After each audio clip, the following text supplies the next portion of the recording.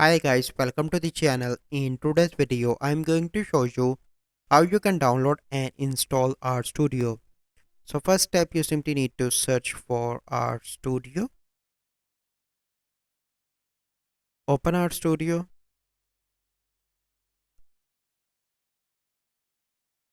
and here you can see install or click on download and install or first.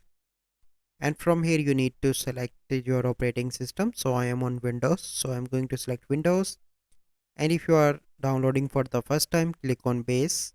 So once you done that, here you can see that this setup will be downloaded. Then you simply need to open that and complete installation.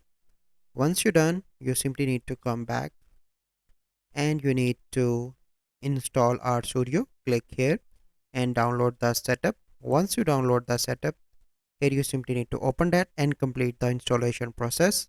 Once you complete that, here is an RStudio that I downloaded already. So this is the process how you can download and install RStudio. So I hope you find this video helpful. If you find this video helpful, must like this video, subscribe to our YouTube channel for future videos. We'll see you in the next video.